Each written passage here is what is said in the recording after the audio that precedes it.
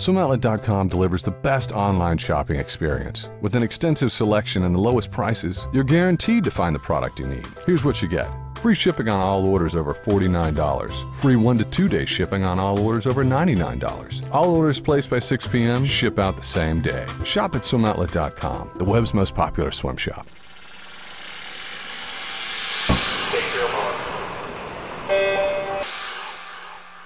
This is the Morning Swim Show for Monday, May 7th, 2012. I'm your host, Peter Bush, in the Phoenice Monitor today. We'll talk to Alex Meyer. He'll represent the U.S. at the 10K open water swim this summer.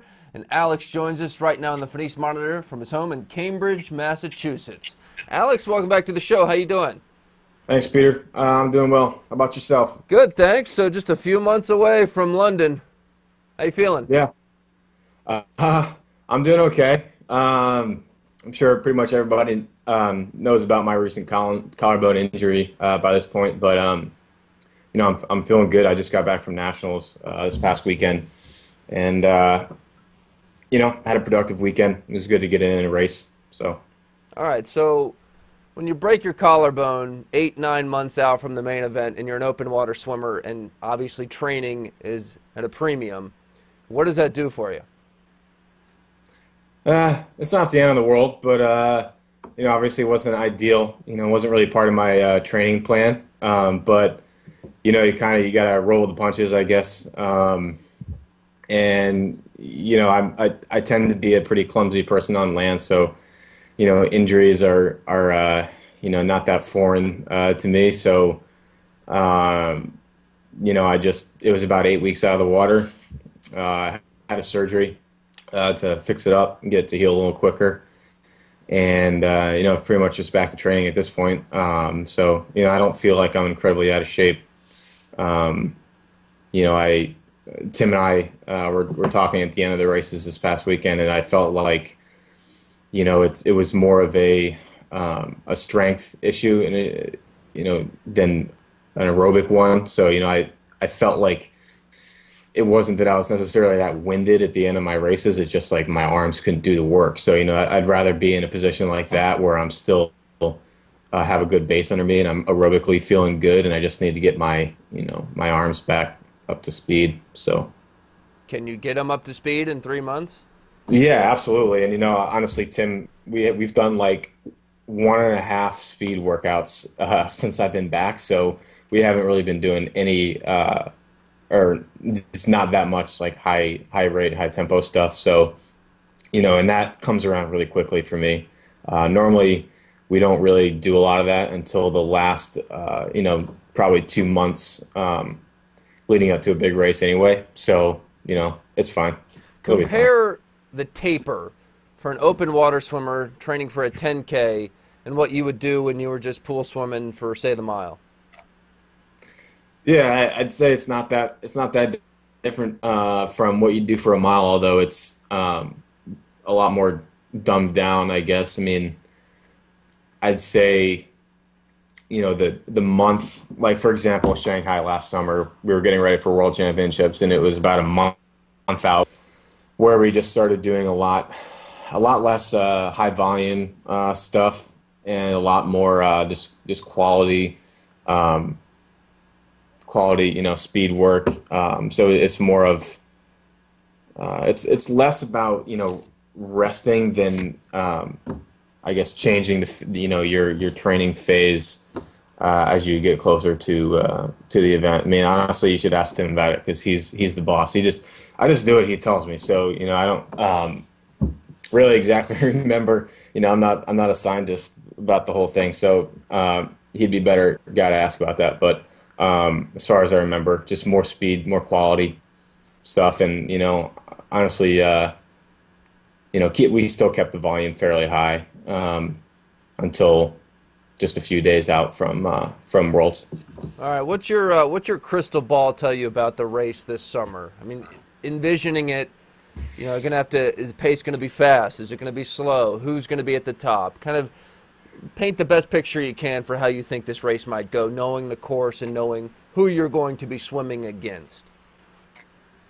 Yeah, I mean, the cool thing about open water is like, you know, it can, depending on the competitors feel when they wake up that day. It could determine, how the race goes and maybe who ends up winning. But so it's really hard to tell. Like a lot of pool swimmers will have a race and they split it the same way every time, and they have goals about, how they want to split, their halves, or how they want to split each stroke in an IM, and it's not really like that in open water, and no one has I guess different guys tend to do certain things, but no one has a really particular style. So it's really hard to predict how a race is going to unfold. But it's going to be, I know it's going to be rough, especially towards the end about the pace. Honestly, the Olympic race it's limited to 25 athletes. So, and honestly, it's not nearly as deep and as competitive of a field as at, say, a world championship, for example, because of the way that they select, which is complicated. We won't get into it, but there are going to be 25 guys, and there be maybe 10 of them that are, really, really good and have a good shot at getting a medal. So with a smaller group, I feel like that's going to make the pace a little bit slower, because there's not as much of a sense of urgency about being in the front of the pack. When you get a big field and there's 60, 70 of you, you really don't want to be at the back of the pack if it's still everyone's together. But if there's only 25, people might not really mind being in the back so much. So I don't know. I've never been in the Olympics, so I wouldn't know. And no one does know until, or no one will until the day it happens. So we'll see. Who is the favorite? Well, a year ago I'd probably say, Thomas Lertz of Germany, who's been, he's like a 10 times world champion. He's won 10K world championships many times and 5K. He was bronze in Beijing. He was pretty known as the man. He was the guy to beat. He was the best guy, and he's held on to that. But a Greek guy named Spiros, and I don't know how to pronounce his last name, won 10K at Worlds last summer and has beat Thomas in a couple races since then. Thomas has beat him as well, but he's recently proven himself to be a very worthy, worthy of that kind of title as well. So I don't know. We'll see. I'd bet some money on myself too. So Yeah? yeah, Medal is definitely a possibility? yeah, definitely. I was fourth in Shanghai, so that's only one spot away from a medal, and I feel like despite the minor setback with the whole collarbone thing, I'm still going to be in much better shape, and I'll be in general a much better athlete this summer at the Olympics than I was a year ago. So yeah, I hear feel you got a good about problem it. with how I end my shows. Huh? Yeah, that's right, I do. I was surprised you guys remember that.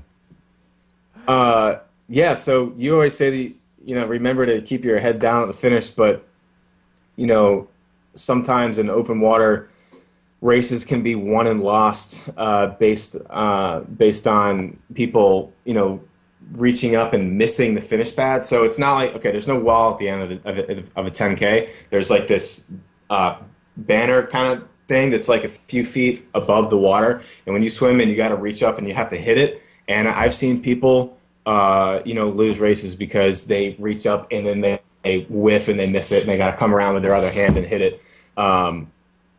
So, you got to kind of keep your head up at the finish and make sure that you hit that thing the first time. Otherwise, if it's a close race, you might get beat by someone who shouldn't beat you.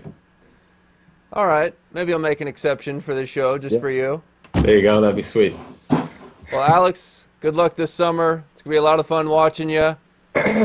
Watching a guy from Harvard try and win the 10K. That's right here. Represent. All right. Well, thanks a lot for joining us, buddy. Good luck this summer. No problem. Thank you. All right. That's it for today's show. I am Peter Bush for this one time only for Alex Meyer, reminding all you open water swimmers to keep your head up at the finish.